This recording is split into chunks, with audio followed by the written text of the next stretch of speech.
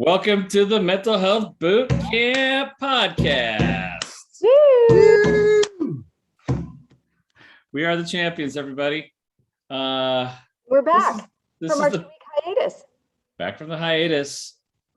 Back to this podcast where 4 psychotherapists, 3 of us Canadian, 1 of us American, serve you cutting edge mental health knowledge. I'm Dr. Ryan Howes, psychologist from Pasadena, California.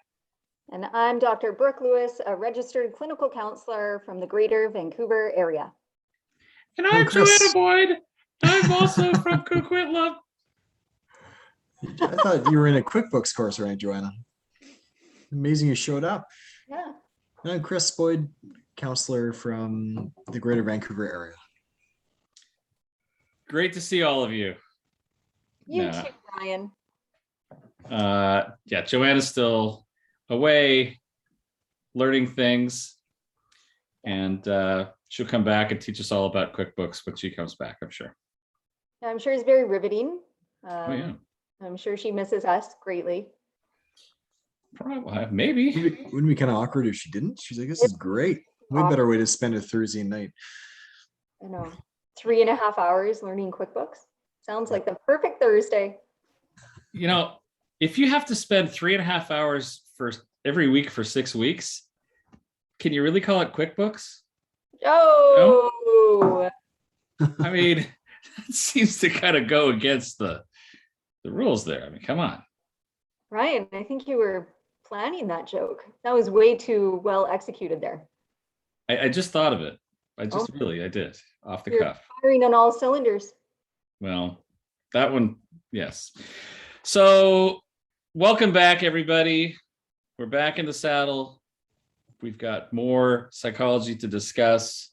We were just talking about how much fun we had last time with Dr. Simpson talking about defense mechanisms and how nice it is when we have someone like him, like a professor on, who obviously has these topics nailed down. You know, he's been teaching that stuff for 20 years, so he knows his stuff. Other than us, where we just fly by the seat of our pants, you know? No, he was definitely more prepared than what we are on a weekly basis. So that's nice. Yes, that's true. I actually also had one person wrote in to comment that appreciated the fact that I actually had PowerPoint. Remember I had points up there. Hey, that's good to know, person. Someone who'd watched the video and said it was nice to be able to follow along with the visuals there, because I had all the defense mechanisms listed out as Dr. Simpson was talking about it. So hey, maybe that's something for us to consider. Yeah, viewers might like that. Viewers might like that. We certainly, the listeners outnumber the viewers, but hey, we don't want to leave the viewers behind, right? Very true. Very true. As we're coming into some holidays here, if you remember last year, we even had some costuming going on for like our Halloween episode and going into Christmas and Thanksgiving. That's right. You weren't there for that one, Chris. It was your dad. He was a wizard. Mm-hmm. Yeah, I remember watching the video, seeing the photos. Felt very left out. Are you going to dress up for Halloween this year, Ryan? Is this a surprise, or am I going to dress up for us? For Halloween in general? I will. I have been more focused on making sure my kids have their appropriate costumes, whatever they want to do for that. I haven't thought really about what I might do to dress up, but I don't know. I'm kind of a fly by the seat of your pants, makeshift sort of a costume guy anyway. Yeah. Kind of 5 minutes, put stuff together a few minutes beforehand and see what happens. Yeah, I actually went to a Halloween party a few years ago to my brother's house. It's funny because I love dressing up any other day of the year. But when it comes to Halloween, I just can't think of anything. My creativity is gone for that day. I think it's too much pressure, the expectation. So I thought that I would show up in a costume, and I realized my costume was lame. So I showed up to the costume party, raided their tickle trunk, and then changed my costume based on what they had, because my costume just didn't work. Okay, back up for a second. Yeah. What's a tickle trunk? What? What's a tickle trunk? Like for real? I've never heard that term in my life. That is so weird. This is pretty shocking. Tickle trunk? Like tickle? Like is it tickling somebody? It's a costume trunk. And this is from like the childhood show is Dr. Rogers or Mr. Rogers, right? Wasn't Mr. Rogers with the tickle trunk or was it? No, it was Mr. Dress Up. He was Or like the it was Mr. CBC, Dress the Up. Canadian version of Mr. Rogers. Mr. Dress Up. Mr. Dress Up? Mr. Dress Up. Yeah, That's- tickle Tickle trunk. trunk. That's And he what, always we, went into his tickle trunk to see. No, this is.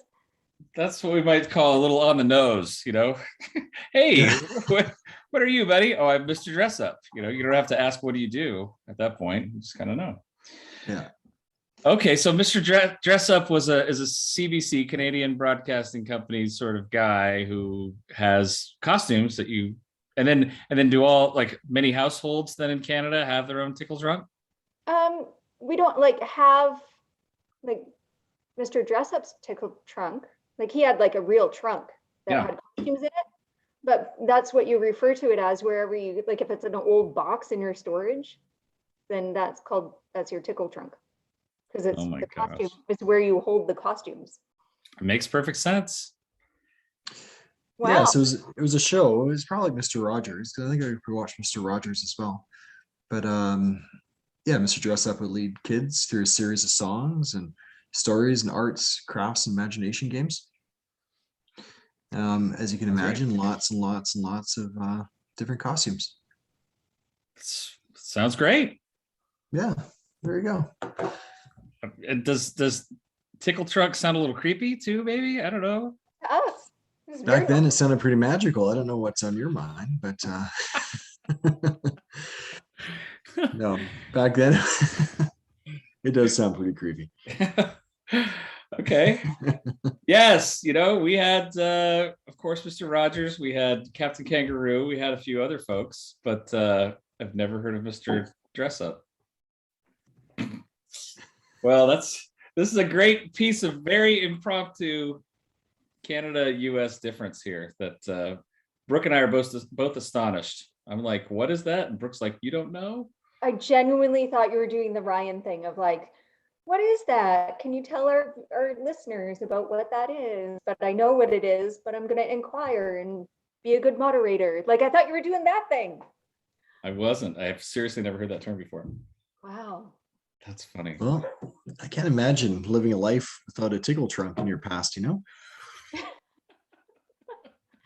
Like, what was your childhood like? What was going on down there south of the border? I don't know. I think here in LA there might be certain parts of town where you can find a tickle trunk, but I don't usually frequent those, so I'm not sure. All right. Enough of that. That's funny. Yes. Okay. Well, the next time I'm up there visiting you guys in Vancouver, I'm going looking for that tickle trunk. Sure. Actually, now that you mention this makes sense why Chris is so well known for dressing in various costumes and outfits as I well. was very inspired at a young age. You're right. Maybe Chris, that's it. co-founder of the Ugly Christmas Sweater Party and charity and all of that, 5Ks and everything. Dressing in something. That's just kind of maybe part of the Canadian ethos. Yeah. It's what you do. Yes. Okay. Makes more sense. Yeah, it's not as exciting up here in Canada. You know, it's like America's attic. We're just kind of observing and trying to make her, you know, have a good time every once in a while, trying to mimic others. And Well, Yeah. there are a lot of us who would definitely trade in a nice little tickle trunk for what we've got going on down here. So yeah, but lots of costume parties for sure. yeah, that sounds great. Okay, well that's good. Learn something new tonight. There we are. There we are. Oh, we got to remind people we have a special event coming up next week, which is the book club. Indeed. And for those who do not recall, it's been a while since we mentioned it. The book is This Is Your Brain on Food. And it's all about the kind of mind-gut connection and I'll say it's, without giving away my rating or anything like that, I will just say that it's kind of pleasantly laid out. Actually, they kind of go through the different disorders or issues people might be dealing with. If you're dealing with anxiety, you might want to eat more of this type of food or these sorts of herbs and things like that, and you might want to avoid these, and kind of gets laid out in that sort of format, which is very helpful, I find. So Can't wait to listen to it. I haven't started. you haven't started? Well, it's not terribly long, and I think it's pretty interesting. But we'll get to the review of that next week. And until then, we have an ambush. We sure do. It's my turn. It's Brooke's turn. Brooke, always known for the curveball. True. We should go through all of our episodes and see really what kinds of themes we all have, you know. Yeah. Maybe there's a listener out there who's already got like a spreadsheet on, okay, it's a Brooke topic. It's probably going to be something in this category. I don't know. Yeah, usually the curveballs from my perspective. But you know what though? When we look at all the stats of all of our podcasts, the majority of hers are in the top 10 or top 20 anyway. Yeah. Most Crazy. interesting stuff. People like the novel, the interesting stuff. Well, we'll see if this one hits home. That's right. All right. That's right. Okay, so here comes the ambush. Brooke knows the Heading down to topic. California. Heading down, trucking across with tickle trunk in tow. I think And okay, here we go. How do you help clients overcome adversity and obstacles? What role does courage play? And how do you help foster courage in your clients? what an uplifting conversation. How do you help clients overcome adversity and obstacles? What role does courage play? And how do you help foster courage in your clients? Do you know that my sister Carolyn, she married a Graham Courage? So my sister is now a Courage. That is true. Really? That's her surname, right? Yeah. Wow. What? Wow, we got a guest speaker. We So do. For her to show up. Shawn, your video and audio is off. We have a guest? We do. So she'll pop in here soon. She's probably just changing her settings there. But I can do the intro before she, here we There go. she is. Hey, Shawn. Hi. So good to go, Shawn. I'm so excited. I'm literally like sweating. Like, come on, guys, get to it. Shawn's waiting. I'm so excited. Oh, that's great. Yes, I'm so excited to be here. I listened to the podcast. I think I've probably listened to almost every episode except for a couple that I maybe left early, but toxic masculinity. Yes, that's awesome. Yeah, so this is Shawn Marsolais, and I can't even say enough good things about Shawn. So Shawn works with us at the practice. She is a registered clinical counselor, provides counseling services. When Shawn was 12 years old, she found out she had a neurodegenerative disease and that affecting her vision. So she is visually impaired. I don't know to what degree, Shawn. You're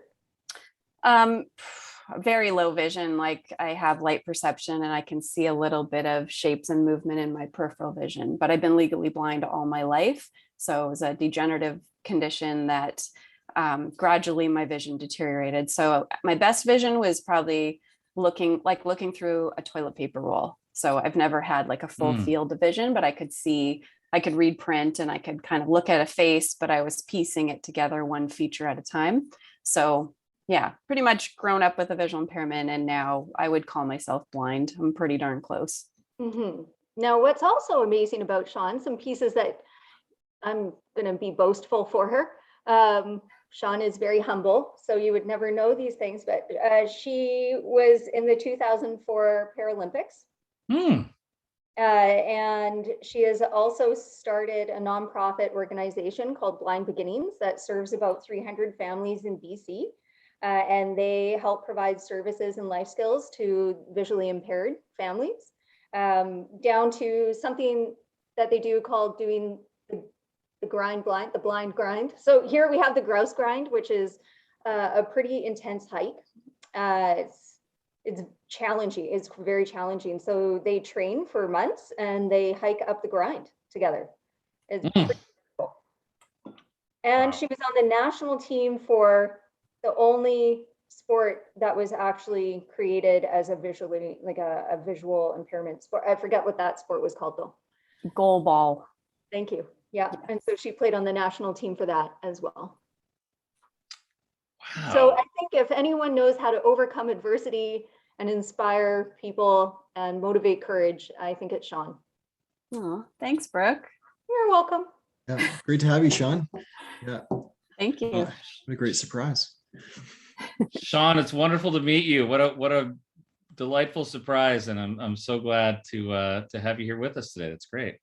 It's great to meet you too. I feel like I know you because I've been listening to this podcast for the last year. So this is great. Oh, I'm a bit of a fan. And so to be a guest is like very exciting. A little bit last weekend at dinner, but we got it. that's amazing. That is great.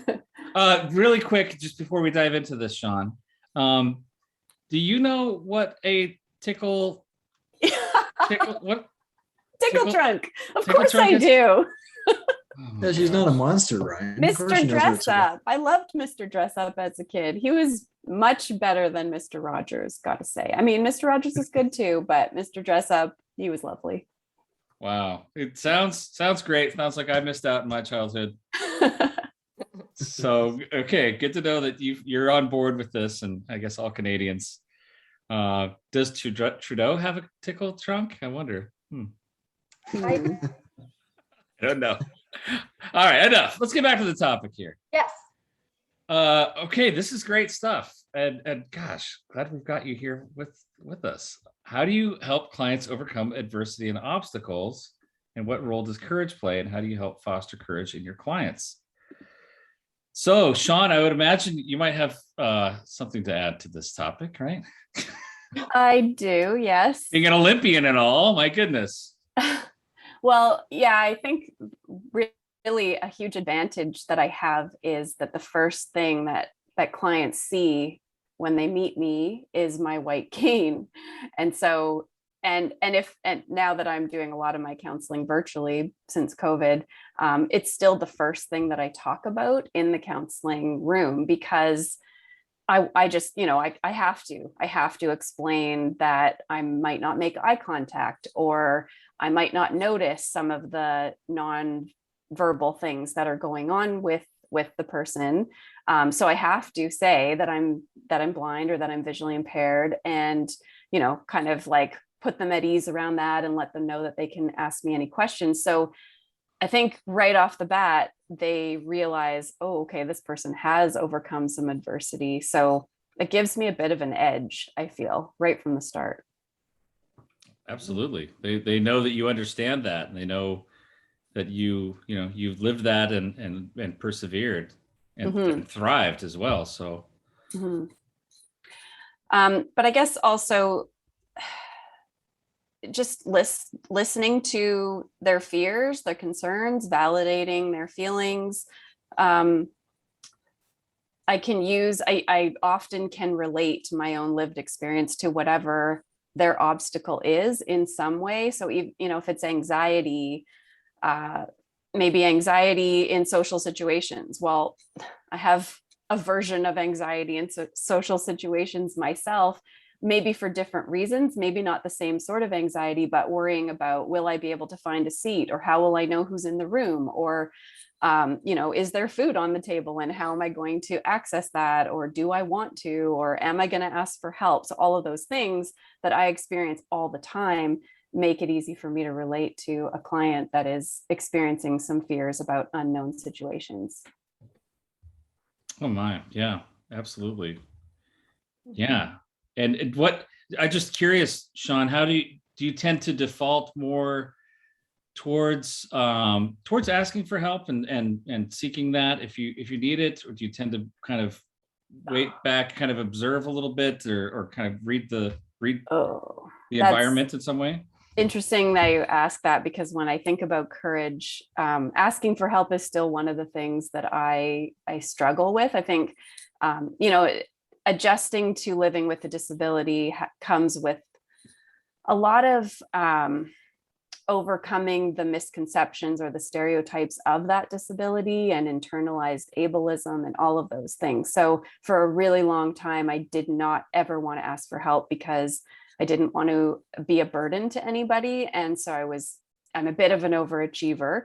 Definitely wanted to do it myself, be independent, show people what I was capable of. And I think it's actually taken more courage to ask for help, to let down my guard, to say what I need. And I'm also a parent. So I have an 8-year-old son. And I think it was when I became a parent that I really started to realize that, okay, it's one thing if I'm willing to miss out because of my stubbornness and not wanting to ask for help, but I don't want him to miss out because of my pride. So I've had to find some extra courage in that area for sure. Yeah. I'm curious, Shawn, like what conditions are necessary for courage, if that makes sense? Like, we talked about this over this past weekend about how, it's courage isn't, and it's not always like a common thing. Like I think a lot of kids these days maybe don't have to step into that discomfort and display any courage. So based on your own experience or the kids you've worked with or clients you've worked with, what kind of conditions are necessary to experience courage?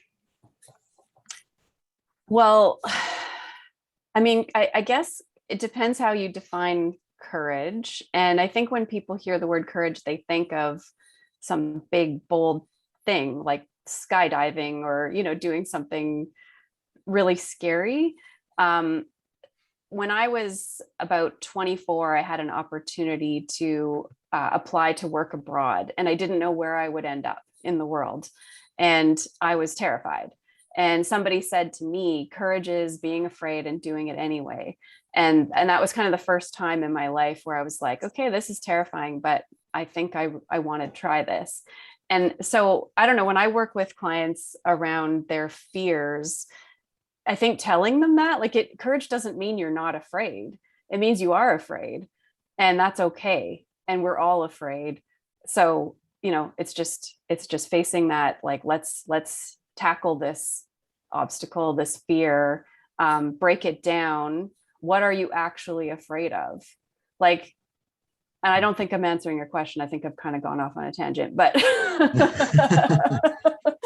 I don't know. I think that the conditions change depending on the person and what they're trying to overcome. But, the things that we're afraid of often boil down to rejection or being left out or failure, not that we're going to die or, hurt ourselves physically, right? But that rejection and that failure is so terrifying to people. Mm-hmm. So do you think that fear, Shawn, is amplified once somebody has gone through, say, a trauma or an accident? Chris and I used to work with people through ICBC. So someone goes through an accident, now there's chronic pain, or there's a grief or a loss, and there's an adjustment period there. I'm just curious how you think it all kind of relates together, the adversity piece. And yeah, I guess it depends how long ago or how long it's been since their accident or their loss. If I think about somebody who's losing their vision, it for me, it was such a gradual process. And actually, by the time I had lost enough vision that I had to use a cane and I couldn't fake it as a sighted person anymore, life became easier because there was no choice, there was no option. So, I was forced to accept my reality, I guess, and then move forward. mm-hmm. And then once you have accepted the situation, it is easier to maybe take more risks. But early on, it is terrifying. Every part of it is. So it's kind of looking at what is the loss, where are they at in their grief, and then working from there. Mm-hmm. Do you think that there's anything that would help moving that person into acceptance? Just in your experience? I guess reframing, for me, my story is kind of interesting because my parents found out when I was 5 that I had this eye condition, and they didn't have any support. And so they didn't tell me until I was 12, but they told my teachers at school, and they told my aunts and uncles and grandparents. And so people in my life knew, but I didn't. So there was a lot of shame. Once I found out, it was like, whoa, this must be really bad if they've kept it from me. So not just adjusting to, okay, my vision is decreasing, but also it must be terrible for them to not tell me. And so that, for me, my acceptance took a long, long time, because I had to kind of get over that part, not so much and all my ideas of what it would mean to be blind. So, am I going to be able to have a job? Will I be able to support myself? Will I have friends? Will people want to be around me? Will I be able to get married or have children? Like all of those things. I had never met anybody who was blind. So how could I possibly imagine, what my life would be like? So I built up this idea in my mind of what my future would be, and felt really sad and depressed and scared about that.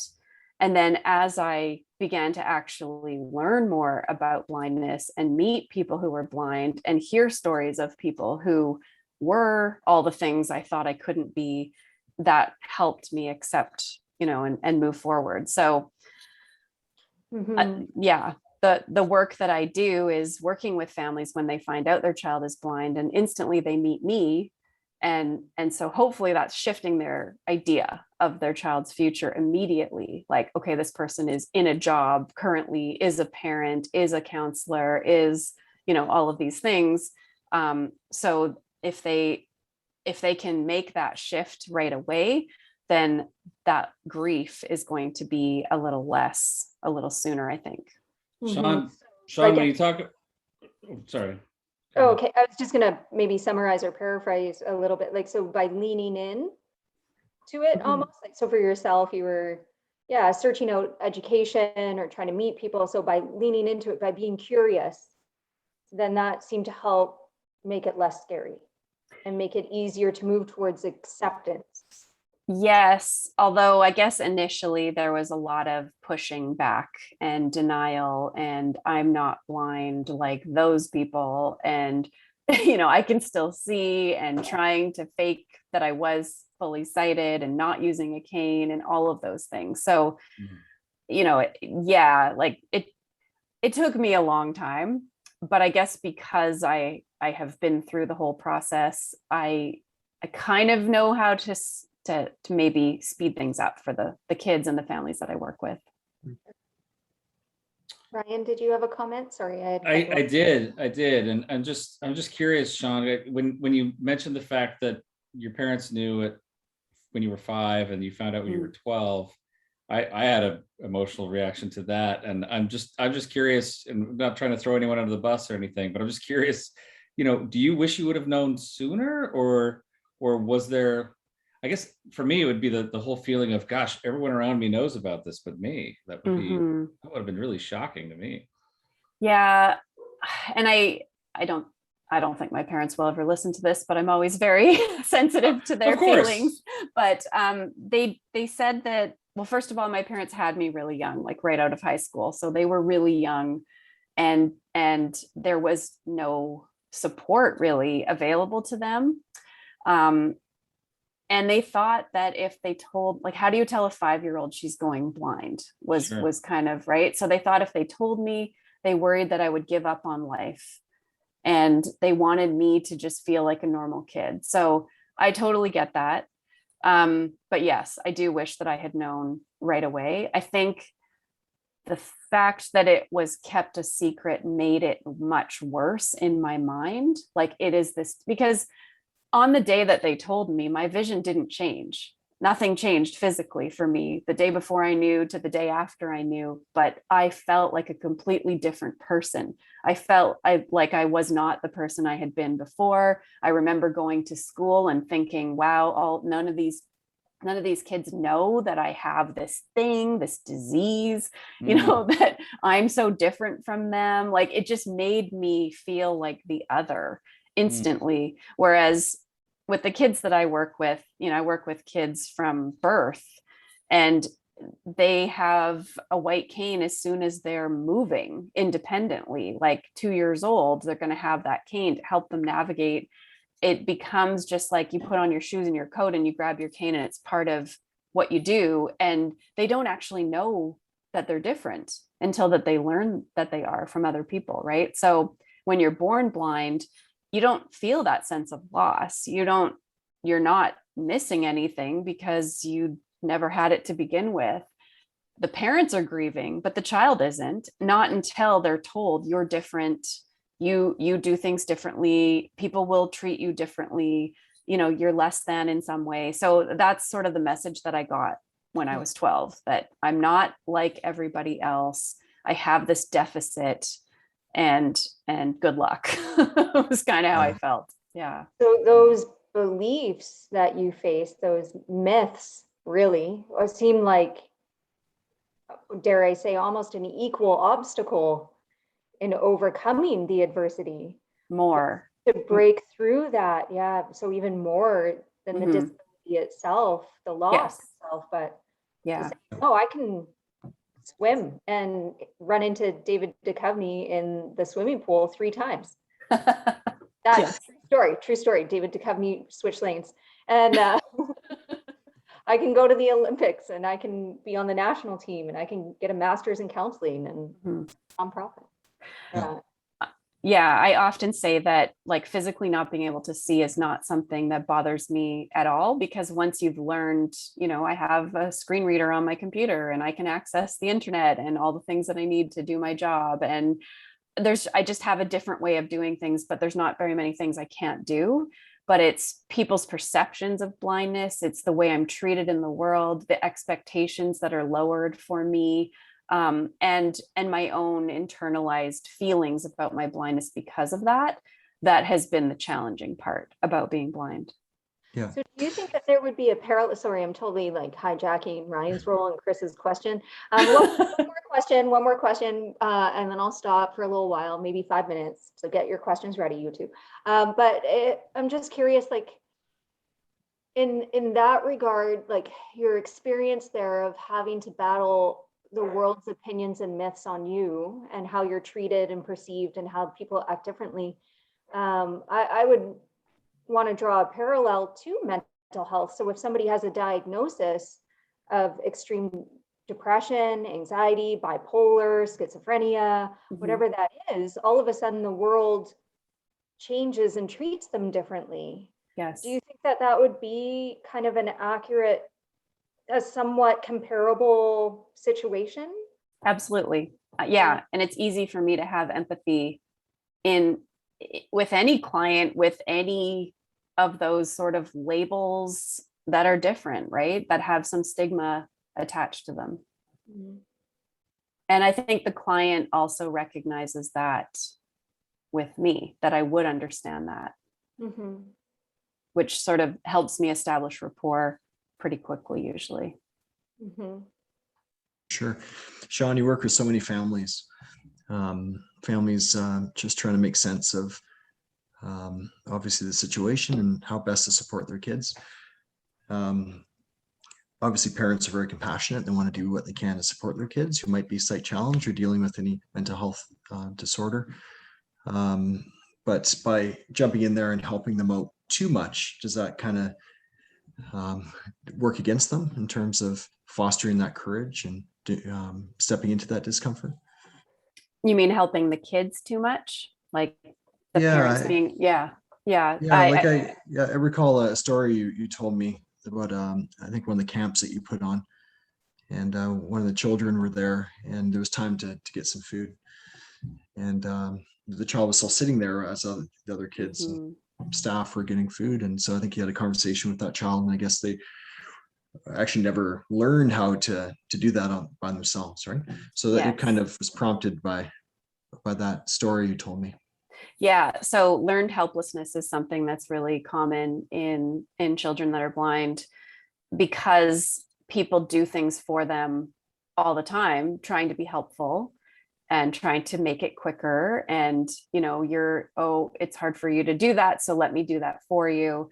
And then over time, the child learns that, oh, I guess I need help. I'll just wait for the help to come. And then you end up with, you know, the 14-year-old that doesn't know how to tie their shoes or use a fork and knife, which is now embarrassing in a social situation. And that's going to cause them to be left out or excluded way more than the fact that they're blind, right? So you're not actually doing them any favors by coddling or helping, being overly helpful. And yeah, there's a bit of tough love when I work with the kids. When I work with the kids, it's more I do counseling, but I also do workshops, and we teach life skills and things like that. And like, I know what they can do. And I might be one of the first people who is really pushing them to do it independently. And there can be some pushback at first from some of the kids who have always had help. And of course, they need some instruction. Like, they're not going to learn just by watching the way that a sighted child will. So you have to give them the right kind of instruction. But with that right kind of instruction, you know, the whole teach a man to fish scenario, then once they know how to do it, then they will be able to do it for themselves. So Shawn, how do you encourage them through that moment? Because I'm now thinking someone, again, if we're thinking severe anxiety or depression to the point where they're immobilized, now people are doing things for them or saying, oh, it's fine, you don't have to do that. There's some enabling that can happen. And then when you do push that person, there's obviously a big emotional reaction because it's so uncomfortable. Mm-hmm. So you help those clients at Blind Beginnings kind of get through that discomfort to chop vegetables with a knife? Yeah, it's I guess my counseling skills come in handy in those situations. And some kids are so excited to finally have the opportunity that they're like ready to go. And then other kids are really, really, really uncomfortable. So you got to just sort of slow things right down, do a lot of exploration. Like, let's check out this knife. Let's look at what we're cutting. Let's talk about the technique we're going to use. You know, a lot of sort of preparing them. Maybe they put their hands over my hands and I cut first and they feel what I'm doing.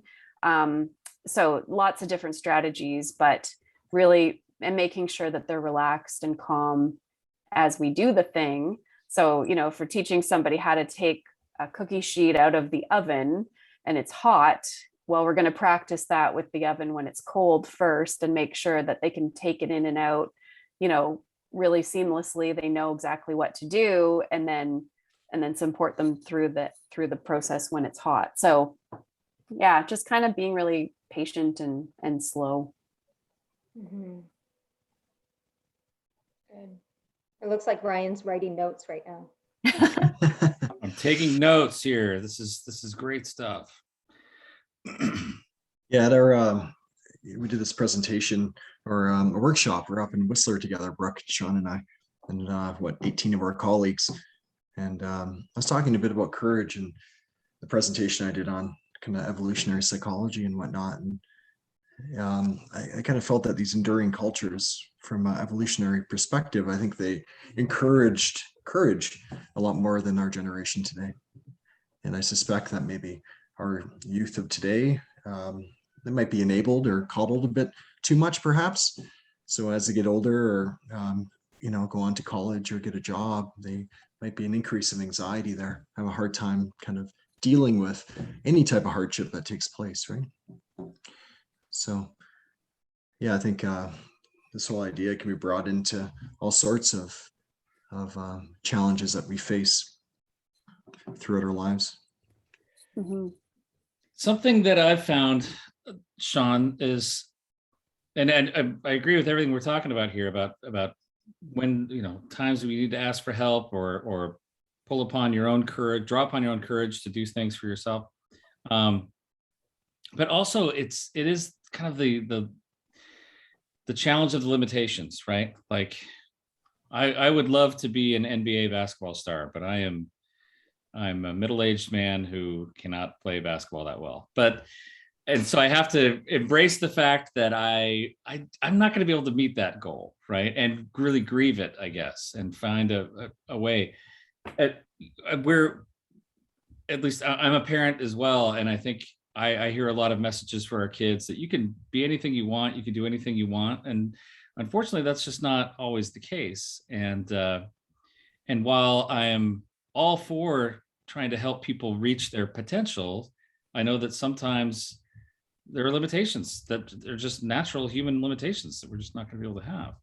And how, I guess I'm wondering, now, of course you've accomplished so much, but I'm just wondering how it is that, how do we introduce that to clients too, and kind of help them see if there is some sort of limitation that just feels like a brick wall.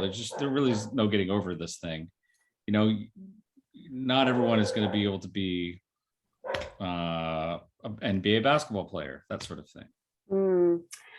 Oh, this is hard for me because I think when you have a disability, people assume you have a lot more limits than you actually do. Mm-hmm. So at Blind Beginnings, we have a no limits philosophy, and it's all about kids reaching their full potential. Sure. But it's, everybody has limits, of course. We do, like everyone has limits. But yeah, when you're disabled, people assume you have extra limits, and they're not always correct because they're looking at it from their able-bodied perspective or their sighted perspective. So I guess I tend to be more on the rah, you can be and do anything with the kids that are blind that I work with, because I might be the only person that's telling them that. Like everywhere else in their life, they're met with, oh, well, you have to consider. And I've heard so many stories of people. I remember I used to work in career and employment with people who had lost their vision, and they would come in and say, what sort of jobs do blind people do? Like, well, blind people do all sorts of jobs. And we used to say, you can be pretty much anything except maybe a pilot or a doctor. And then I read an article about a doctor who was totally blind in the States. So and how many times did people tell him you can't? And he wasn't willing to take no for an answer, and he figured out a way. So I don't know. I really, maybe this is very Pollyanna of me or too optimistic, but I think if you really want to do something, you'll figure out a way. And if you really don't want to do something, you'll also figure out an excuse. So of course, like I'm never going to be a bus driver. Thankfully, I have no desire to do that. But with clients that don't have a disability, it's a little bit different.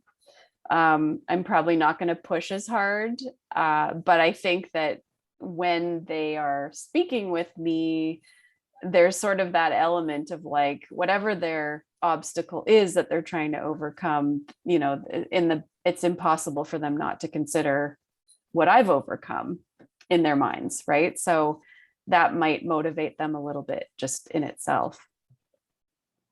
And I absolutely can see that, and completely agree with what you're saying, that yes, I'm sure there's just a tsunami of limitations and expectations that people will not be able to do anything or very little of their hopes and dreams. And I think it's so wonderful that you're able to be there to show them all the things that are possible. And absolutely, I think that's a huge resource for them. Although the other piece that I do make sure, and I've learned, I think when I started Blind Beginnings was 13 years ago, and I was definitely very rah, no limits all the time. And then a few years in, I started to realize, I have to also acknowledge how hard you have to work. in order to achieve all the things that you want to achieve, in order to overcome your fears, in order to have the courage. So it's not easy. Like, it doesn't come easy. And if you want to be a doctor and you're blind, oh boy, do you ever have to figure out your own path and your own problem solving and your own solutions, right? So you can't just say, oh, go for it, you can do it. You've got to also like acknowledge the work that will be involved in order to do that. Yeah, for sure. I was kind of thinking the same thing, Shawn, about how I guess the expert and expertise, Anders Ericsson talks about that too. He said, of course, there are some could be some physical attributes or limitations perhaps, but he said the biggest hurdle to success is getting over the belief that you're not good at something, right? But he talked about that too. He said, it's deliberate effort, a massive amount of effort, and having good mentorship and a lot of practice. So I'm sure,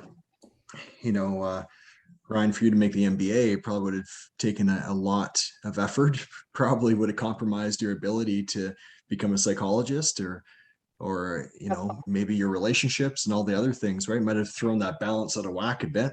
And maybe you wouldn't have quite made it. I don't know, but effort or hard work is so key, isn't it? Yes. That question, like how much do you want it? Yeah.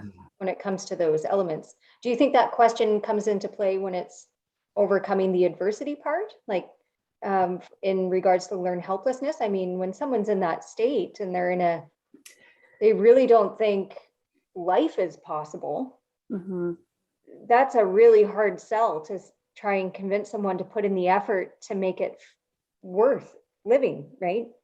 Well, I think they're usually frustrated though, like they recognize they can't do what all the other kids can. They want to be like everybody else.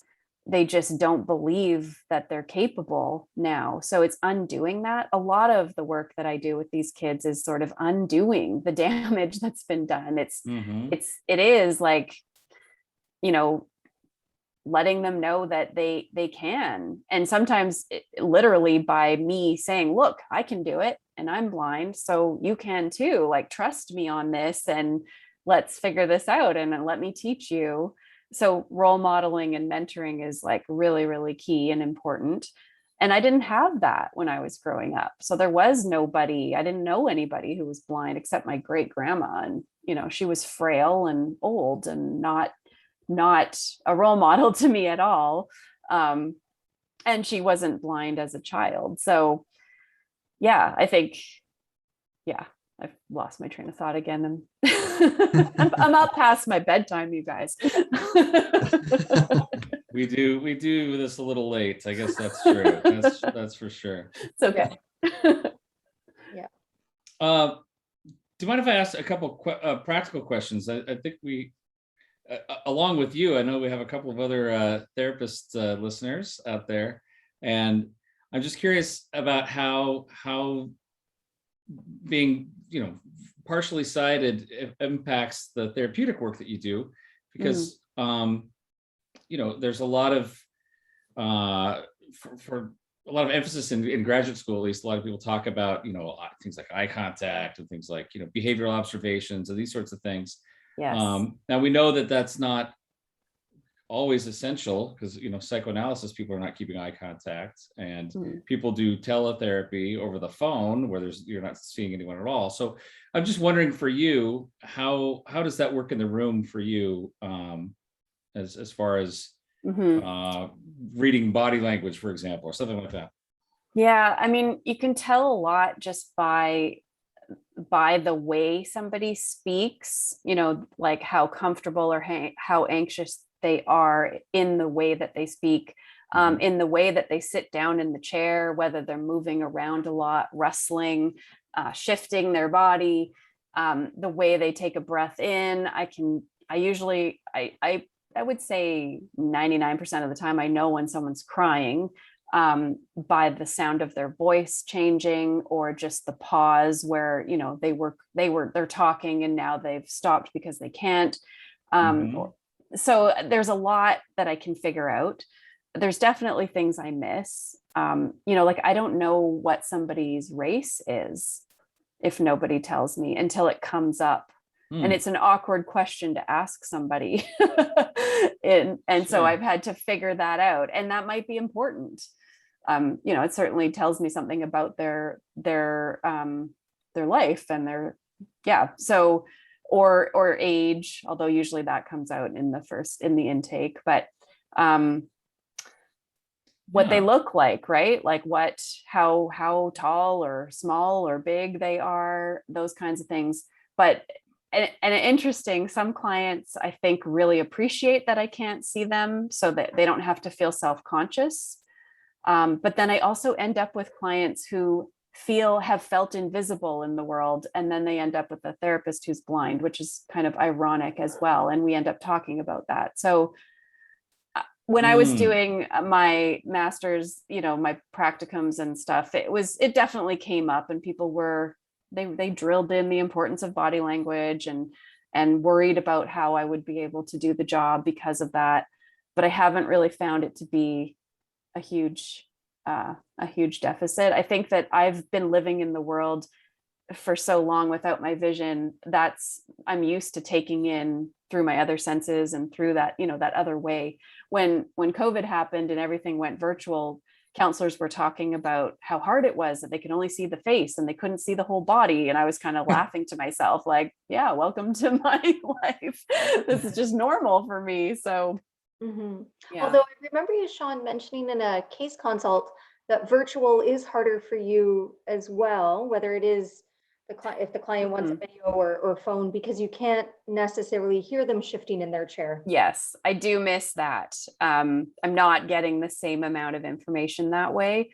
And I think I also feel some energy from in the room that I'm not going to feel virtually. So just sort of the sense of the person. But I mean, I don't feel like it's hurt my counseling abilities. It's just, it's been fairly easy to adapt for me. That's great. Thank you for that. That's yeah, absolutely. Because we're all, we're using all the data we can get, whatever that might be, what we hear, what we sense from them. Like you're talking about the tone of voice, all of that. It's so much more than just the words themselves. We're hearing how they're said and when they're said and all these different things. So yeah, absolutely. You're just soaking in everything you can. Yeah. Right. I had a student in my graduate program a couple years ahead of me. He was also, I think he was completely blind and had a dog, and he would bring his dog. Of course, the dog was helping him guide him through, and the guide dog would be in the therapy sessions. And for him, he said that was a nice icebreaker in a lot of ways for people. The dog was very friendly and nice. But sure, there's always stuff we're trying to work through. Okay, so to kind of get back into our courage discussion, fostering courage in clients. If you have a client who doesn't feel, they just feel so defeated. They just feel like, gosh, I'm just not. There's something I want, but I just don't think I can get there. What's the best way to go about that? I mean, I think a lot of us might be inclined for a pep talk or something like that, but I know that doesn't always work. How do we help clients who feel really unempowered to actually find that courage?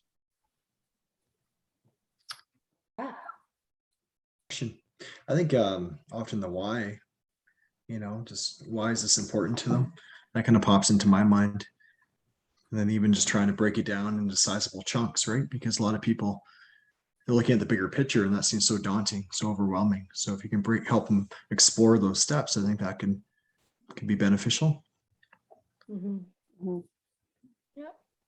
and I think exploring a little bit of what might that feel like if you were to do it and succeed, right? Trying to foster what that emotional state would even feel like, I think can be important sometimes, just to counteract, because it is probably anxiety stopping them from moving forward, right?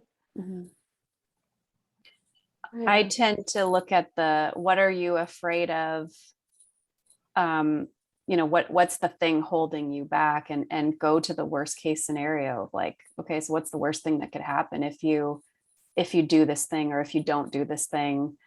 And sometimes it's literally like, well, you have nothing to lose, because if you don't do it, you're not going to move forward. And if you do it, you might fail, but you'll end up exactly where you are now, which is kind of the way I approach life when I'm afraid of something. So if I don't take this step, then I'm just going to stay where I am. After my bachelor's degree, there was a year that I was unemployed. It was really hard to get a job. And, there are lots of times that I wanted to just give up, but I would kind of allow myself a day of pity and self-pity, and then think to myself, well, if I don't keep trying, then I'm definitely going to stay unemployed. And if I do keep trying, there's a chance that I'll find something. So to me, there was no choice. Like, I want to be better than this, so I'm going to carry on. I like that, Shawn. I think we should make day of self-pity, like a trending thing online, right? Yeah. You get to have a day to just feel bad, feel horrible about your situation, go, woe is me. I'm gonna have a bunch of ice cream, I'm gonna, binge a bunch of stuff, and then next day you pick up and get back to work, on the right? horse. Yeah. Mm-hmm. National Day of Pity should be the day before Psychotherapy Day. There we go. All right, back on track. Go to therapy today. No, actually, it should be the day before Thanksgiving, because then you've got, pity and then gratitude. Oh, I'm so grateful for everything I do have, right? The juxtaposition's important, I think. I think so. As long as it's not the day before Groundhog Day, right? That would be problematic. That's right. That's great. Yes, National Pity Day, everybody. The day before Canadian Thanksgiving every year. And don't worry if you forget, because I think a lot of Canadians forget about their own Thanksgiving anyway, right? Not that big a deal. I'm kidding. And it's not that big a deal for you guys. Gosh. Well, look, this has been encouraging to me. I feel more courageous as a result of this conversation, Shawn. Yeah. And I'm just so delighted that you were willing and able to stay up this late and hang out with us and share your story with us. And it's really been wonderful to meet you. That's great. You. I'm going to do 2 more Shawn plugs. Great. Or 3. A reminder that our nonprofit is called Blind Beginnings. Number 2, there's actually a documentary being released about Shawn's documentary. Yeah. So there's awesome. A viewing on the 14th of October. So you can go to the Blind Beginnings website, and it's $10, and then you'll be able to view the documentary. And Blind Beginnings also has a podcast. So perhaps you want to listen to that one too. It's called Limitless, the Blind Beginnings podcast, and October is Blindness Awareness Month. So we release our episodes every Tuesday, and we've got some pretty good ones this month, just educating about blindness. So actually the one coming out this coming week is about that uncomfortable feeling that most people have around somebody with a disability, and how sort of that process of getting to feeling comfortable for both the person who's blind and the person who's sighted. So it's pretty interesting conversation. That's great. This is awesome. Tell me about this documentary. It's amazing. So one of my board members is a sort of an amateur documentary maker, and in British Columbia we have something called the Tell Us Story Hive. So it was a competition to pitch a local hero, and so she wanted to pitch me as the theme of this documentary, and it's kind of about my story of adjusting to my blindness and starting Blind Beginnings, and it features some of the families that I work with and how I've helped them. So it's just a short doc. It's 24 minutes. And then we'll have a Q&A following with myself and the documentary makers and a couple of the families that were in the documentary. So, yeah. Holy cow. That's awesome. Yeah. Yeah. Thanks. Well, Shawn, you may have come on this podcast being a fan of us, but I am definitely a fan of you at this point. This is amazing. Thank you. That's really incredible. Wow. Yeah, I'm gonna definitely take a look at that. That's really, really cool. Yeah. Yes. Wow. Okay. Yes. Love those plugs. That's great. And Shawn, it was again wonderful to see you, and I hope that you come back again sometime. This is wonderful. I'd love to. Thank you.